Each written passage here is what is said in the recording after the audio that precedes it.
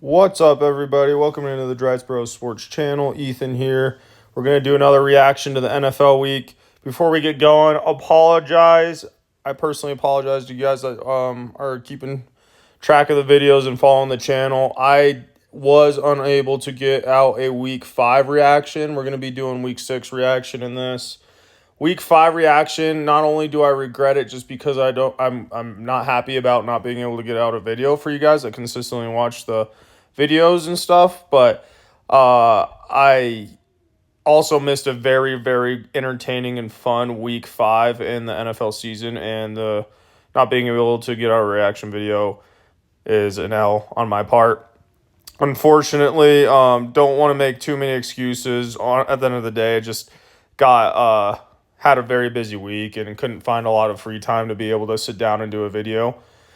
I was actually even in the process of starting at some point last week, sitting down and starting to do the week 5 reaction video. And in the middle of the video, I got completely drawn away and sidetracked. So I had to kind of just stop what I was doing, and I just never got back to it. So we're back at it this week, though. Week 6 reaction. Get right into it here, starting off with the Thursday night game. 49ers beat the Seahawks. Fun game, pretty high scoring. It was pretty much a get-right game for the 49ers. I mean, they have their guys back and healthy besides Christian McCaffrey, of course, but Jordan Mason's doing his thing. In this game, Jordan Mason even got hurt, and they still came back with the third-string running back, and he went off. I think this says a lot about both teams here. I think, first of all, it was like the 49ers are starting to get right. They're starting to get healthy.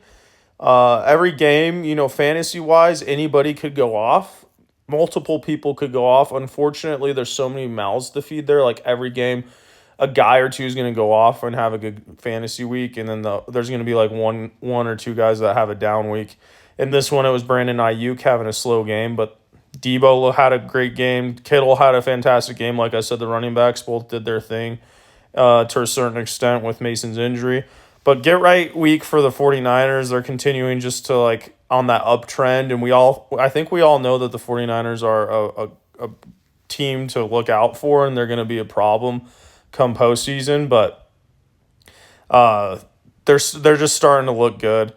And it's a good win against a divisional opponent. The Seahawks, guys, I think this says a lot about the Seahawks too, just because the Seahawks are a fun team because their offense is good and they have some fun weapons. However, they're fraudulent. Maybe they sneak into the playoffs, but I don't think they're like a game-wrecking team at the end of the day. I just don't think Geno Smith is it, and plus their defense is pretty mediocre and exposable as well.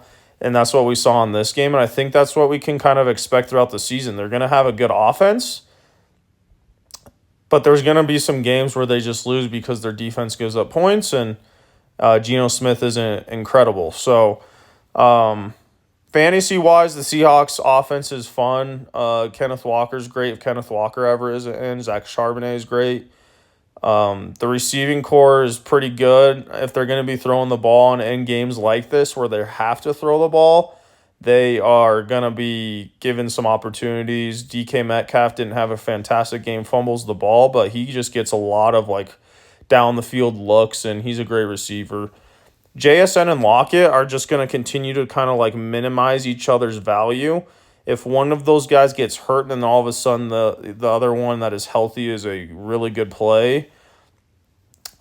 I just personally, I want to see JSN emerge more. It's frustrating seeing Lockett out there getting 8 targets, having some big plays down the field, while JSN's just kind of forced to get the underneath things, which is good in PPR fantasy leagues, but it's somewhat frustrating. You kind of hope that maybe JSN continues to grow throughout the year as a younger receiver and maybe get some more down the field looks or maybe some more red zone looks.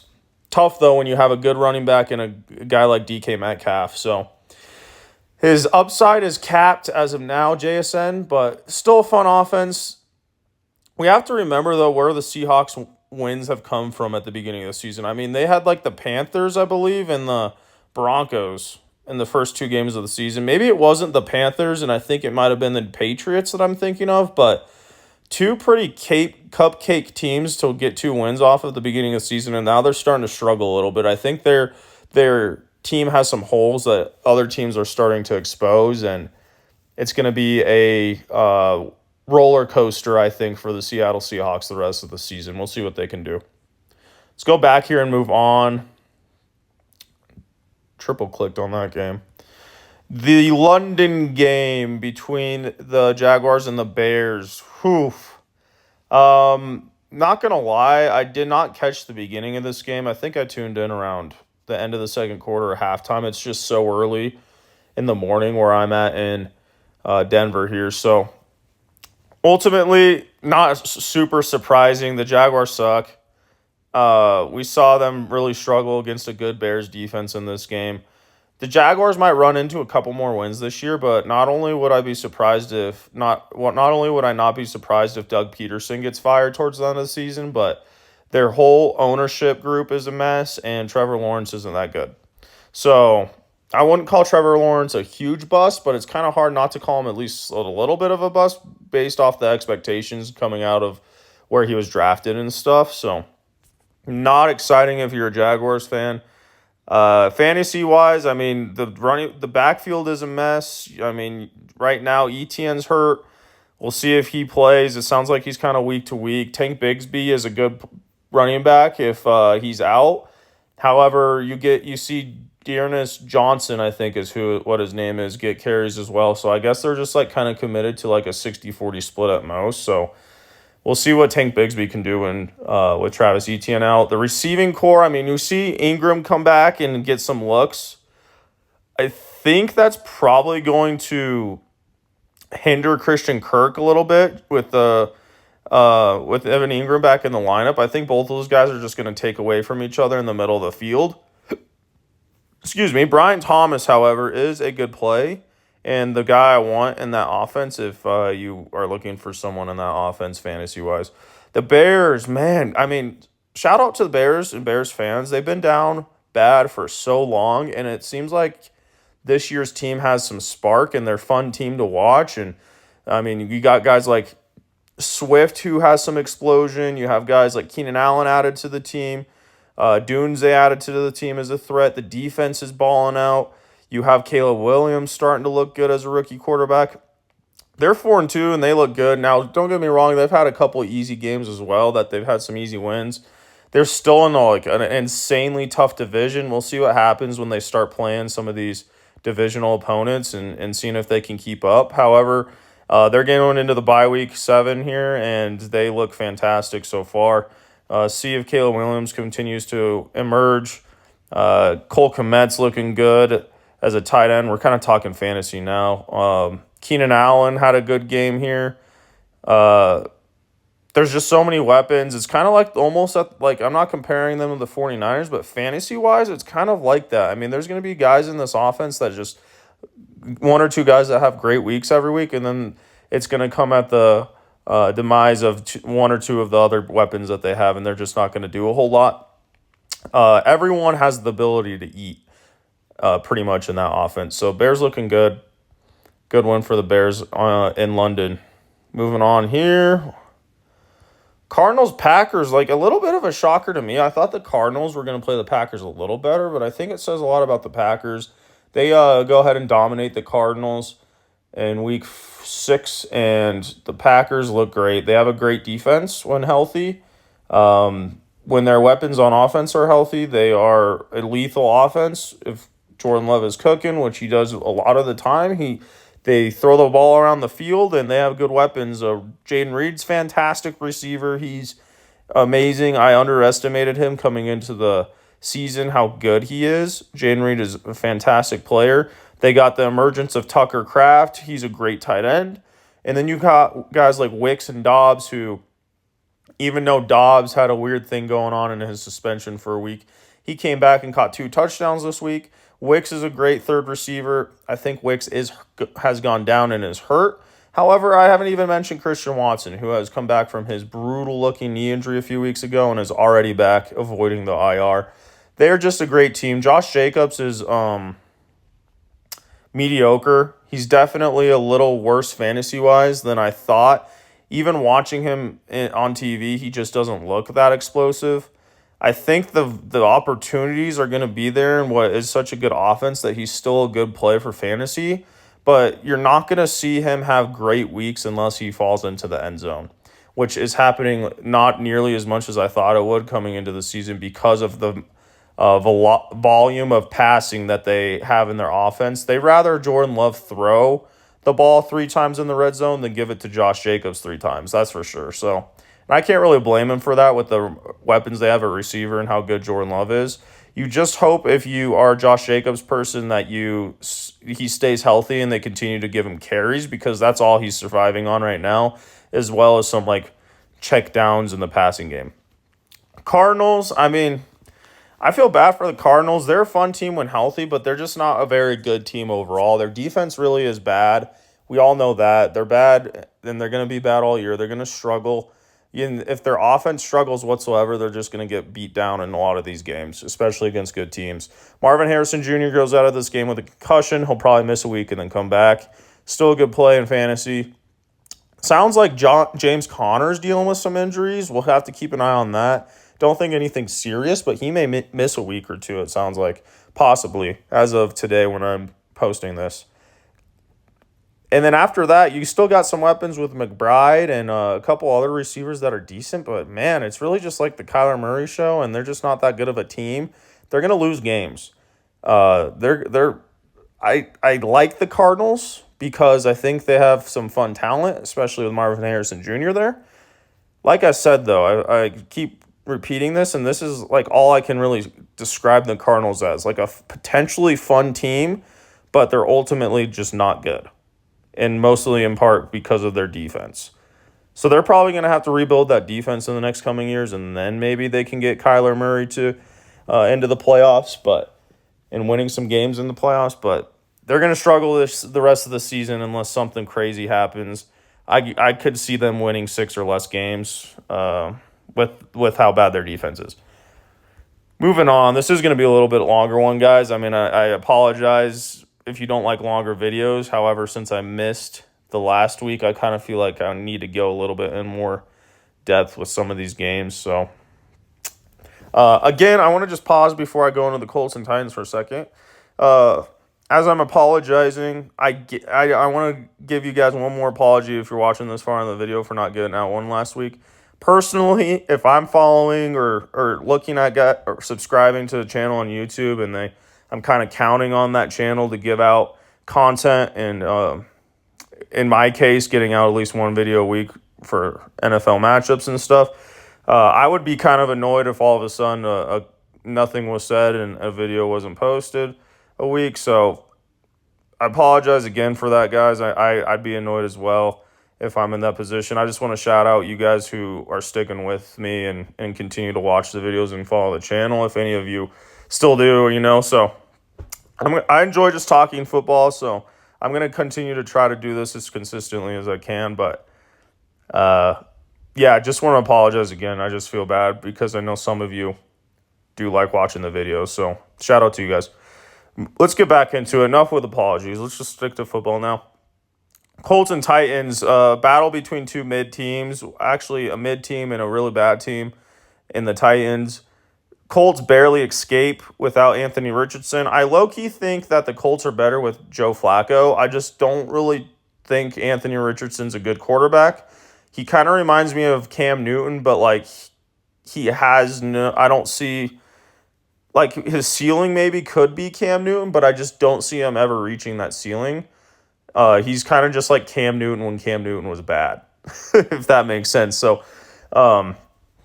Colts fans, I mean, you have some hope and potential there on your team. You have some good weapons wide receiver-wise. You have Jonathan Taylor, who was hurt in this game. The battle between Joe Flacco and Richardson is really ugly to me. I mean, maybe it helps to have... I don't know actually where I'm going with this. Now that I'm thinking about it as I'm talking, I almost think the Colts did it perfectly right, getting a guy like Joe Flacco in there who can carry you and win you games when Anthony Richardson is inevitably going to get hurt. I think my point where I was starting with that with is like I just don't like Anthony Richardson, and that's kind of like a cloud over the Colts if I'm them. I don't think Anthony Richardson's ever going to be able to get you where you want to go in the end. So right now you're just kind of like dealing with him, and like when he's getting hurt because he runs the ball and isn't good at sliding, then Joe Flacco can come in and save you. But like that's not going to last forever. So weird situation if you're the Colts. Like I said, you're a mid-team. Anthony Richardson, I don't ever see getting you guys to the promised land. Ultimately, still have some good weapons. Maybe the quarterback situation will eventually figure itself out down the road. But like I'll say it again, I like the Colts more when Joe Flacco is playing. The receivers are a viable fantasy play. Without Joe Flacco in there, the receivers are pretty much almost none of them are viable. Maybe Pittman every now and then. It just depends if one of them's going to catch a touchdown. We'll see if I think it sounds like Anthony Richardson is going to play this next week, so we'll see how he looks. But ultimately, the Colts needed to beat the Titans here, and they did. So they took care of business. The Titans are just horrible, guys. Will Levis is horrible. The team itself is horrible. The defense is decent. However, like the offense is so bad that the defense can't like carry that team. You got guys like Calvin Ridley and DeAndre Hopkins just both not being able to do hardly anything because of the quarterback play and the offensive play in general. Tony Pollard's like the lone bright spot on the team, which I guess just goes to show that like the Titans still have the ability without Derrick Henry to run the ball. But other than that, the quarterbacks just play in Tennessee is just so horrible. They're probably going to be in the Shedeur Sanders conversation come the end of the season. So they'll probably win less than 5 games. Moving on, Texans, Patriots. Excuse me. Got to kind of clear my throat, catch my breath a little bit. Texans dominate, take care of a lowly Patriots team who also is going to be in the conversation for a top 3 pick at the end of the season. Not much to say here besides that we have the Nico Collins injury, hamstring injury, and he's on IR. While that is the case, Stephon Diggs and Tank Dell skyrocket up wide receiver rankings in fantasy. Also, Joe Mixon's back and he dominates in this game. CJ Stroud's a great player. Not much else to say about the Texans. When Nico Collins back in the lineup, things kind of go back to normal. Nico Collins will probably be the one, although hamstring injuries are a little sketchy.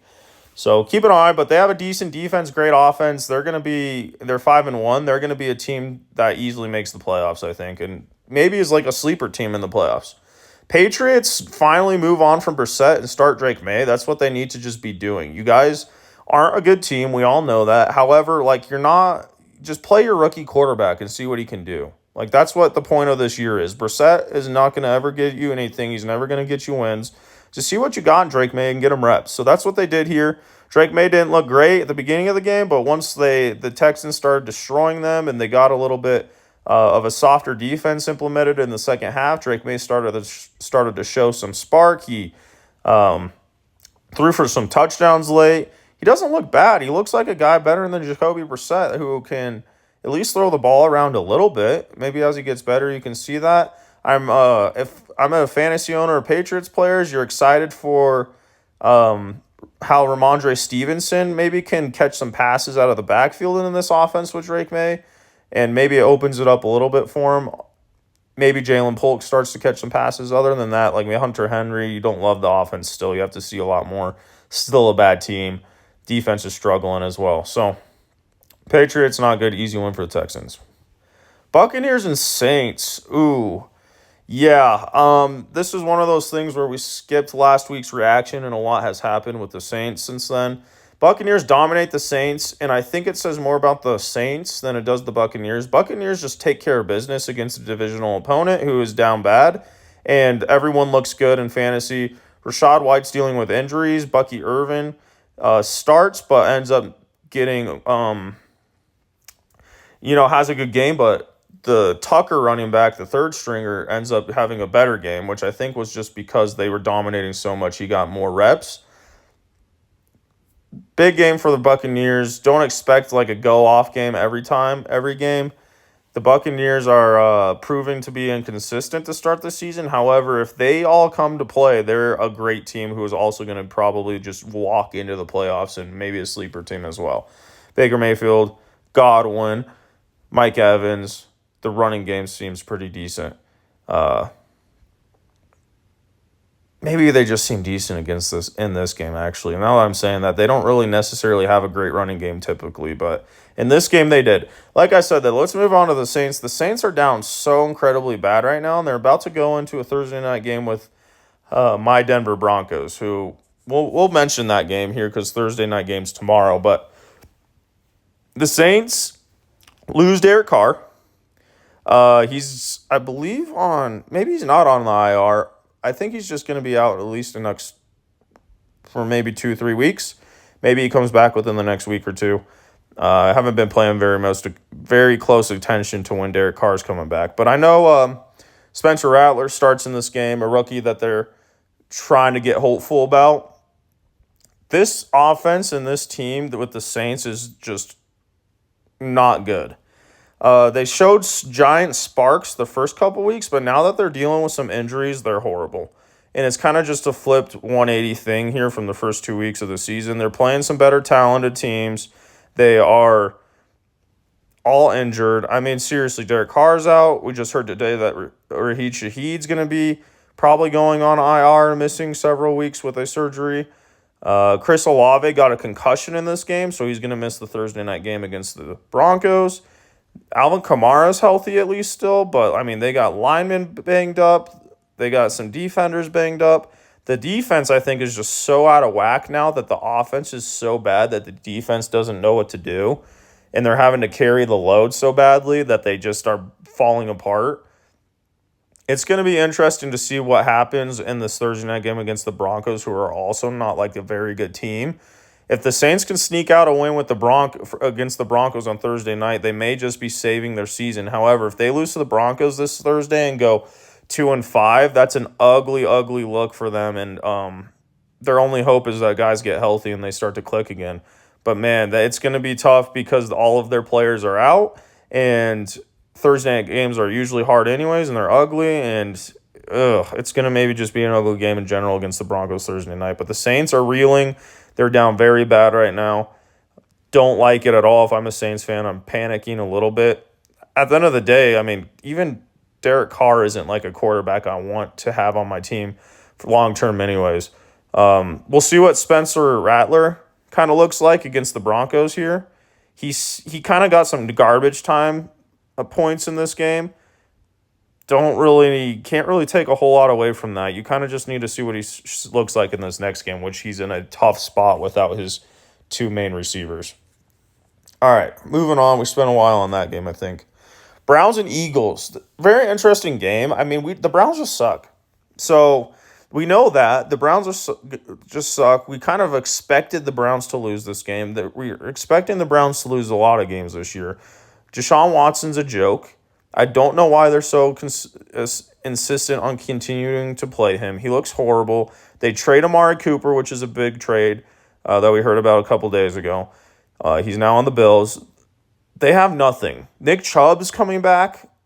Maybe that gives them a spark, but is Nick Chubb coming off a major injury going to be really enough to start to catapult this team into winning games? I don't think so. I think they're going to be in contention for a top 5 pick at the end of the season. Really ugly start for the Browns. Maybe their defense can carry them to some wins. I don't know. As I'm saying that about the Browns, we have the Eagles here who are all healthy this week, and they barely beat them. They could barely beat the Browns, who are bad. Maybe it was just some rust with A.J. Brown and Devontae Smith coming back. They both looked good, though. So Dallas Goedert continues to get injured all the time. I think he's battling a hamstring injury now or something. Not really sure what Saquon did in this game. I don't think he had a great game because the Browns are good. Yeah, he had a bad game because the Browns are just a good, good at stopping the run. Not a great game from Saquon. Ended up doing enough to pull out the win, which is all that matters. But Eagles, they look a little fraudulent through the first 5-6 weeks. Hopefully they start to click a little bit more if you're an Eagles fan and they can ride some momentum into the playoffs, like they were unlike what they were able to do last year. I just feel like there's a lot of holes in the Eagles team in general. Overall solid, but I don't really see them making a legit run. Like I don't see them as being legit contenders. So kind of like obviously a good win. Any win's a good win. Like it's good that they won, but it's beating the Browns by 4 points just isn't good enough in my opinion. They need to start to get something going there. I think their coach is on the hot seat. Sirianni is kind of down bad a little bit. Well, it was a fun game here. We saw a great Commanders team going against a great Ravens team. I don't think I really ever expected the Commanders to come out with the win in this one. Very tough matchup for them. It seems like a younger team, not a very good defense, having to ride the ability of a young quarterback. I kind of just saw this one as they're going to run into a team like the Ravens, who's very good and very well coached, and they're not going to be able to pull it off. Still played them very good, though. So I think that says a lot about the Commanders. The Commanders are still a good team, even though they lose this one. Jaden Daniels is legit. You got Zach Ertz playing decent as the tight end there. Terry McLaurin's playing great. You got the running game going there. Brian Robinson did miss this game, unfortunately, which I think did hurt them a little bit. However, I think he's good to go. He's going to be good to go for this next game, which they should easily beat the Panthers. Ravens, got to call this a good win. The Commanders are a legit team. They got good players on that team, good offense with Jane Daniels back there. They needed this win. They got it. They took care of business. Their running game looked great. Lamar's looking great. Their defense does have holes in it, so keep an eye out on that as for your Ravens fan. I mean, come the playoffs, if you run into a great team, which you're going to in the playoffs, they could get exposed and they could just disappoint again. Like the Ravens low-key need to win the Super Bowl this year. Like their time is now. They have a few-year window. They need to make something happen this year, and I'm rooting for them because I'd much rather them win than the Kansas City Chiefs. Before we move on, some fantasy stuff. I mean, obviously, Derrick Henry, Lamar, Zay Flowers are doing good there. Tight end situation is still super ugly. You do see Mark Andrews have a good game in this one, though, finally. It's just not ever going to be consistent, I don't think, with that tight end room. All right. So here's my Broncos here. We'll definitely spend some time on this because I love talking my Broncos. The Broncos were coming off a great win against the Raiders in Week 5, which is another reason why I'm upset that I didn't get out a reaction on that one. I was going to be able to talk about that game more. However, ultimately, we have to realize that it was the Raiders that they beat. And the Raiders are absolutely horrible and a joke and a team that's probably going to get the first pick in the NFL draft and get Shedeur Sanders. So they come off a win here and they look absolutely horrible in this game. Try not to overreact as a Broncos fan. However, I think Bo Nix has a little bit more ability in him than I thought he would. And I almost think now that Sean Payton's the reason why they're losing some of these games. I think he's restricting Bo too much, and then by the time Bo Nix has to gets to be able to do stuff and gets a little bit loose, the leash gets a little bit loose, they're down so much in these games that they can't make comebacks. It happened with the Seahawks. It's happened in this game against the Chargers. It happened in game, I believe it was game 2. Maybe game 2 was just a rout against the Steelers. I forget, but ultimately, they need to just let Bo Nix cook a little bit more and see what he's got. It's kind of like Spencer Rattler, and some of these other rookie quarterbacks. Just let him show what you can do and stop trying to protect him. Sean Payton, I think, I've always liked Sean Payton as a coach, but he's kind of making me mad through 6 games. Can't complain too much because I thought the Broncos were going to be absolutely horrible. I thought they'd be in that 1-5 range right now. They're 3-3 going into a Thursday night game against a very down bad Saints team and an injured team. I think it's going to be a little bit season defining here. If the Broncos can win against the Saints, which they should just be able to win with how down bad they are, they can maybe get something going towards the end of the season and push for a wild card spot. However, if they blow the game against the Saints, who are down bad, I'm just out essentially. Like that's going to be one of the most embarrassing losses in the last decade of the Broncos, and the Broncos have been horrible in the last decade. That this would be one of the most embarrassing losses if they lose on Thursday night. So, and that would just tell me that the season's over and they just don't have it in them. So, a little bit of an overreaction there. Looking forward to Week 7 Thursday night game. Have to as a Broncos fan. Love talking Broncos. Ultimately, this game against the Chargers was horrible as well. They just did nothing all game and then got some late, somewhat garbage time points. After all I've been doing the last few days listening to other people reviewing the game, it wasn't necessarily full garbage time. Like it wasn't necessarily full prevent defense that the Broncos offense was going against, but it's just not legit to me. I mean, start doing stuff in the beginning of the game before it gets out of hand, and then I'll start to get on the hype train a little bit more.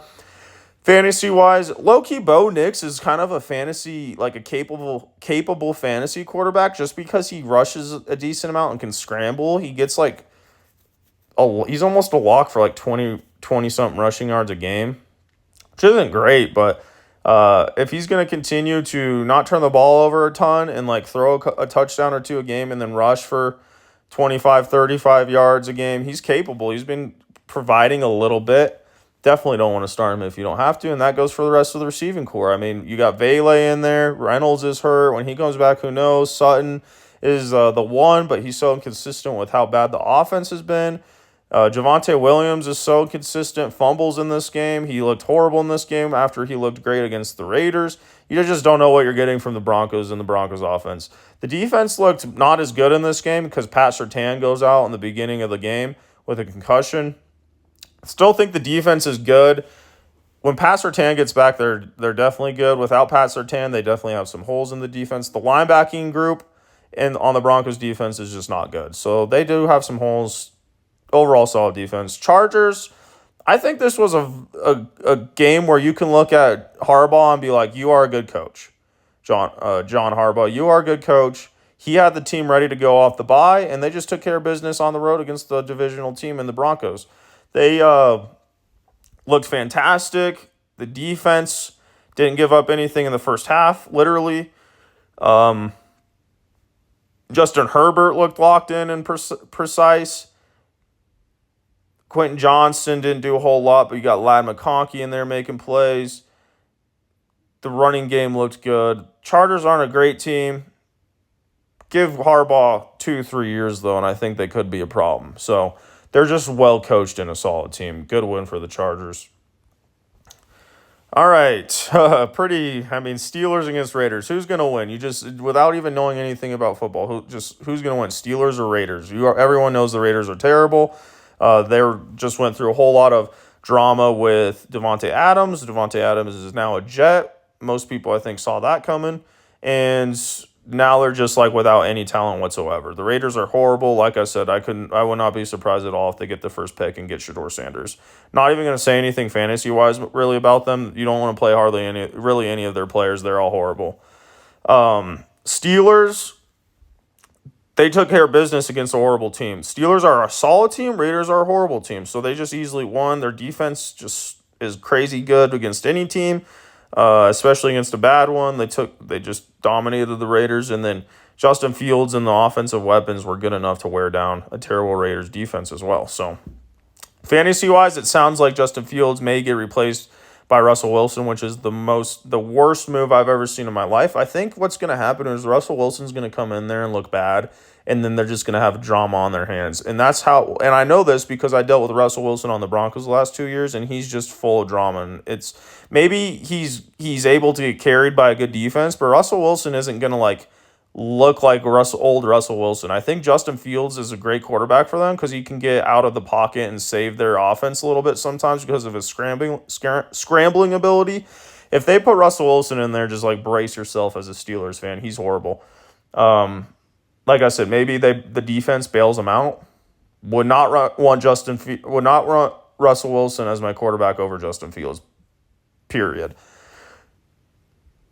Otherwise, fantasy-wise, you don't really love the running backs that much. I mean, Najee Harris, I think, might be dealing with a small injury. He did have a good game in this one. We'll see what the injury thing happens. And then if George Pickens, I don't want to play George Pickens, but if Russell Wilson plays, maybe you want to play George Pickens. Kind of an L pick this year if you drafted George Pickens or really any Steelers offensive player. Ultimately, just well coached and a good defense, so they still win games. Is this one even surprising? Is it really at all surprising to anybody that the Cowboys just get murdered by the Lions at home? 3 straight losses at home to start the season, and I think every single loss was a blowout. Really embarrassing as the Cowboys. Now, at the end of the day, you go into the bye week as a Cowboys fan or Cowboys player. You're 3-3, and you haven't won a game at home. That's gotta just change, right? Horrible loss. My goodness. I mean, I think the back half of the schedule for the Cowboys starts to lighten up. I think they'll run into a decent amount of wins.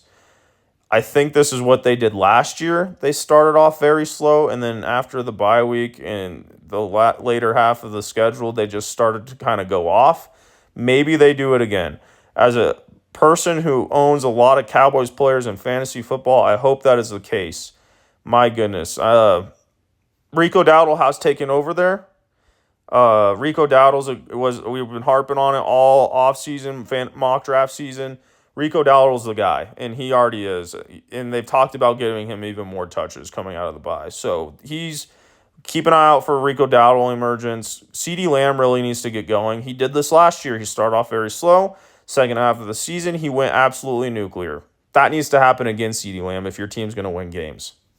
Get it going, Dak and CeeDee. We got Ferguson's a solid tight end play. He had a bad game in this one, though. Dak as well. Solid play. Had a bad game in this one. They just got routed, destroyed by the Lions. And, man, I know the Lions have a decent defense, but, my gosh, the Cowboys just looked embarrassing. They were maybe they were just looking ahead to their bye week, and they just, weren't in it. But, man, they got embarrassed, and it's not a good look. We'll see how they come out after the bye, though. They need to get a little bit more healthy, and especially on the defense. And that brings me to my next point with the Cowboys. The defense just needs to be a little better. They're just really not good at all. So maybe they get healthy after the bye week a little bit, and it helps slightly. I still don't think their defense is good. The Lions, though. Lions are a fantastic team. Fantastic win for them. They are solid. They're well coached. I hope if the Lions are one of those teams late in the season, I'm going to be rooting for them to win the Super Bowl. I like the Lions. I like their talent. I like their coach. I like everything about the Lions, especially if it comes down to the Lions and the Kansas City Chiefs. Please, Lions, please win. Every player on that team is startable in fantasy pretty much. Their running game is elite. Even Jared Goff is startable in fantasy. Williams and Amon-Ra are startable in fantasy. Laporta's looking way better after getting through 6 weeks in the season. Very, very good team. Defense is even looking good. One bad thing about the Lions. One little red flag about the Lions. I don't even know if you could call it a red flag. It's just a sad thing. Aiden Hutchinson has a brutal leg injury, completely breaks his leg in half essentially, and is going to be out until next year. May even miss a few weeks at the beginning of the season next year. I have no idea. Brutal injury. You lose Aiden Hutchinson, who is on track to be probably the defensive player of the year. Absolutely is going to hurt the defense. However, I think they're well coached enough and are all around solid enough that they'll still be good. So no need to panic. However, it's a devastating loss nonetheless if you're a Lions fan. Lions looking good though. Like I said, I'm on the Lions bandwagon. Falcons Panthers. I don't really think we have to talk too much about this game. When you have a team who's a solid team going up against the horrible team, is it really that much to talk about unless there's a major upset? No, not really. Starting with the Falcons, they easily win this game. They were supposed to win this game though. So let's just go into fantasy. Kirk Cousins is playable in matchups where they're going to have to throw the ball more. Didn't have a great game in this one because they literally did not have to throw the ball hardly at all. Bijan Robinson, and Algier are both good plays. Obviously, Bijan being the elite play. In good matchups, they're both playable. Otherwise, you just want to be playing Bijan because he's guaranteed to get looks and opportunities. However, Tyler Algier, they're going to continue to give opportunities if the run game's working. Brings me to Pitts, Drake London, and the rest of the receiving core. All great plays. Didn't go as crazy in this game because they didn't have to throw the ball. Drake London's fantastic. He's a wide receiver 1. We were panicking slightly at the beginning of the season. However, he has proven that Kirk Cousins is like turning him into a junior version of Justin Jefferson, and he is great fantasy-wise every game. And, man, I got Drake London on my team, so I am a fan of Drake London. He's going to be that guy this year that I'm just, like, become a fan of because of fantasy, and Drake London's having a great year so far. Just keep it up, I guess, is all I got to say to that. Kyle Pitts looks decent. Mooney's has some up and down games. Mooney kind of reminds me of like a Raheed Shaheed, where he's going to have some pop-off games and then he's going to have some very quiet games. Pitts is the same thing with the tight end. He's going to have some good games and then he's going to have some bad games. Moving on to the Panthers. Not much to say here because we just know they're bad. We'll see if they ever end up going back to Bryce Young. Andy Dalton kind of had like his one like comeback game, and now he's just back to being mid as heck.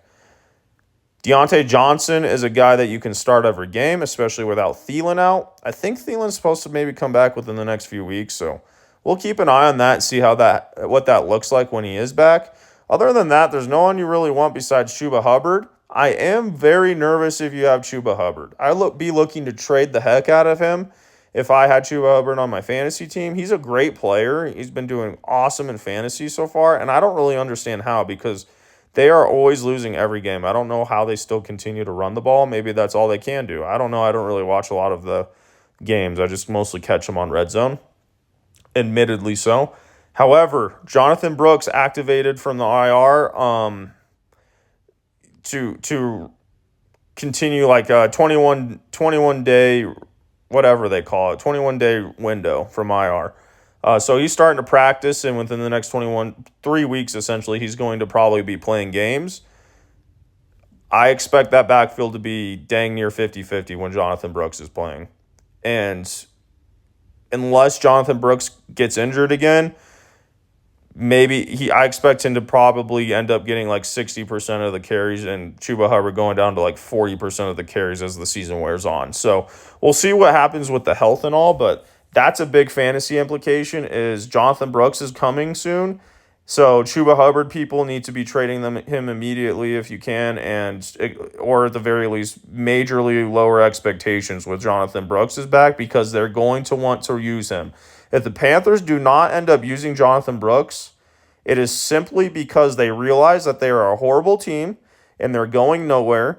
So they just purposely hold back Jonathan Brooks out of the season just to conserve him for next year. That is the only reason why Chuba Hubbard is going to pay off for fantasy as the fantasy football playoffs come around and the later part of the season happens, is because they don't want to use Jonathan Brooks because they know that they're horrible and they're just essentially tanking in a way without saying they're tanking. So, yeah, Panthers bad, Falcons good. Probably spent more time on that game than I needed to. Sunday night game, Bengals and Giants. Again, are we really surprised that the Bengals beat the Giants? Not really.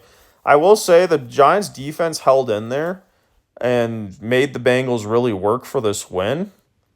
And the Bengals did. Jamar Chase and T. Higgins, they held their own. Chase Brown is looking like he's way better than Zach Moss, which I think is something that I think a lot of us kind of saw coming. Zach Moss just isn't that good. Chase Brown's the younger guy. He's more explosive. Give the ball to Chase Brown more. And that's what they're going to start doing as Zach Moss is dealing with injuries, I believe.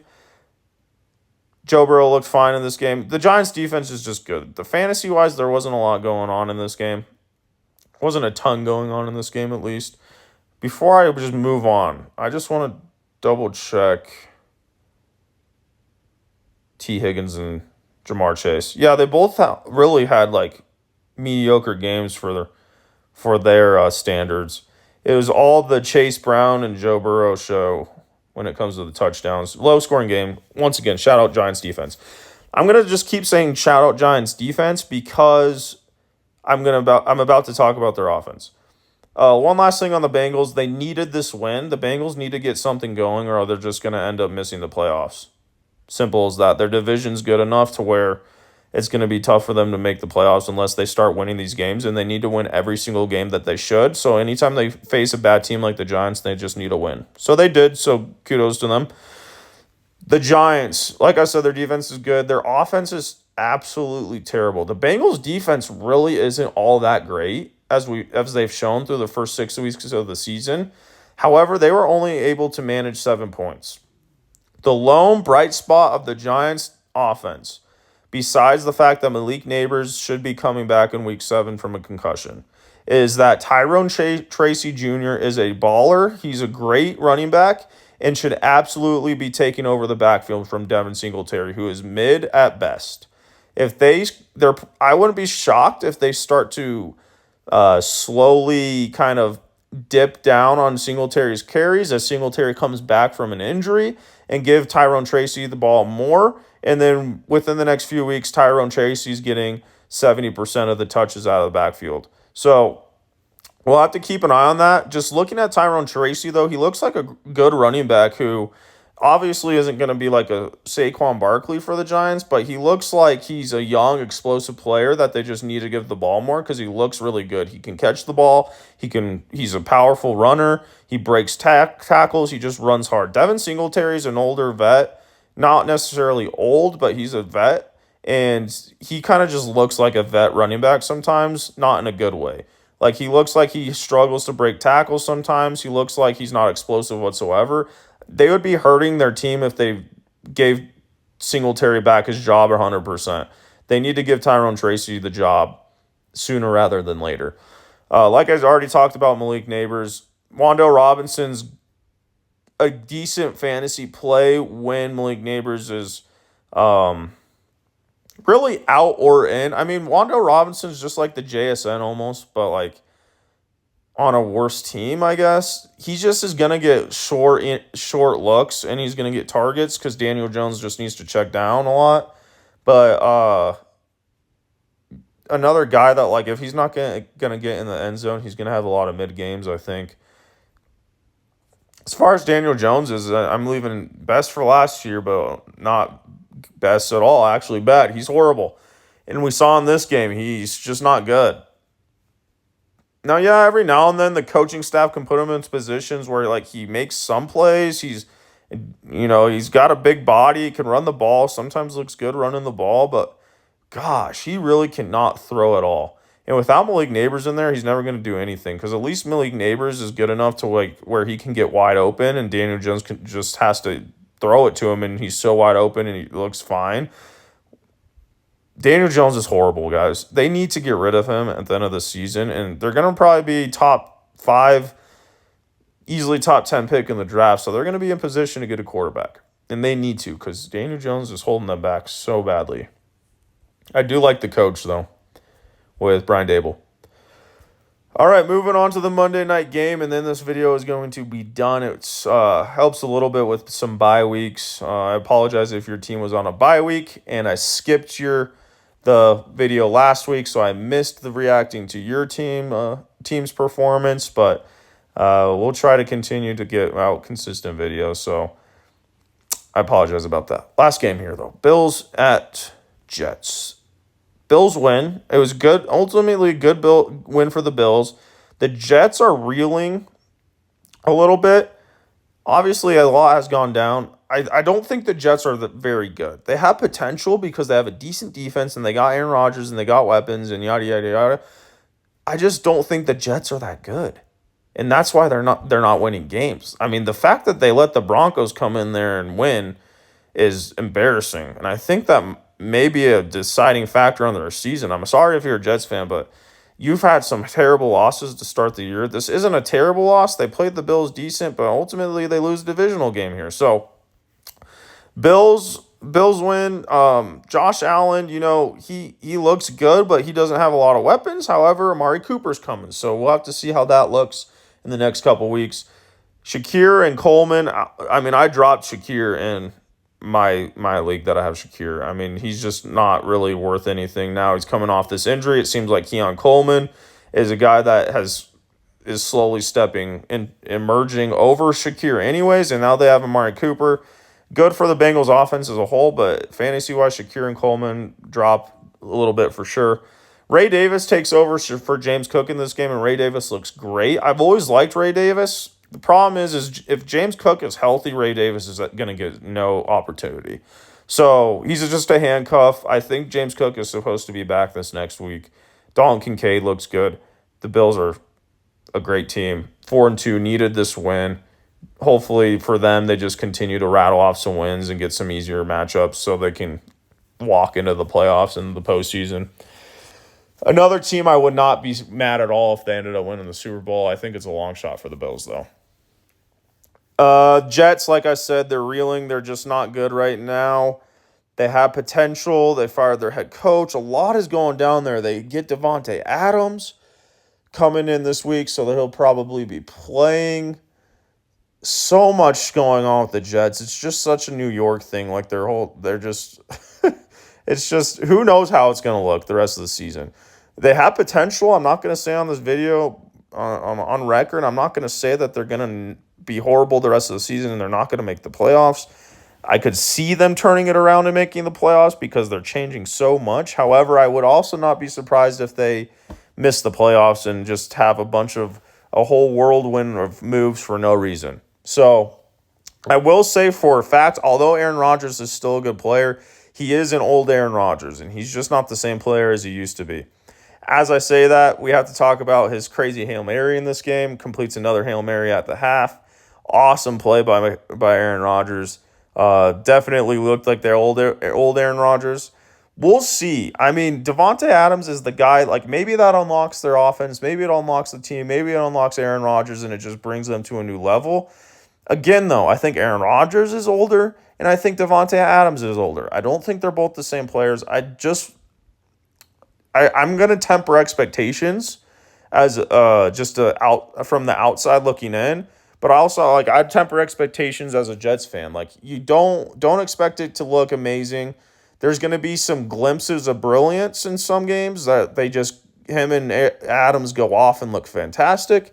Maybe it opens stuff up for Garrett Wilson to continue to grow. Maybe it opens up the running game for Breece Hall. We'll see. It's not a bad move. It's a move I would do too if I'm a Jets owner. I like the move if I'm a Jets fan. Just temper expectations a little bit. I mean, you guys aren't going to go to the Super Bowl. I don't care what the move you make. You guys are not going to the Super Bowl. Maybe you sneak into the playoffs as a wild card team and maybe can win a couple games in the playoffs and make a small run. You're no way you're making the Super Bowl, though. I'll tell you that right now. We'll see what happens with this Jets team within the next 2 weeks. They have made a lot of moves. It's exciting. It's interesting. I'm tempering expectations. I'm not expecting anything crazy to happen. But it could. So we'll see what happens in Week 7. That's going to be it for this one, guys. Once again, one more time, you guys are probably like, dude, just stop apologizing. It's annoying. You're wasting my time. I apologize for missing Week 5 reaction. This is Week 6 reaction. Apologize for the Week 5 reaction not coming out. Again, going to try to get one video out a week at least. It's just a matter of if I'm able to have the time during the week, which most of the time I do. Just sometimes some stuff comes up and I can't get to it. But do enjoy reacting and reviewing the week, talking fantasy, talking football. If you guys have anything you want to talk about, leave it in the comments. Any fantasy questions, leave it in the comments. Just anything you want to build off of the conversation or start a conversation based off of what I talked about in this video, please leave that in the comments. I'll see them and get back to you. And we can talk football. Other than that, that's going to be it in this one. If you enjoy the video, please like it. Please subscribe to the channel if you want to continue to see and hear more from me. I would very much appreciate it. That's it for this one, guys. Going to back out of this game. And then I am going to say peace out, everybody.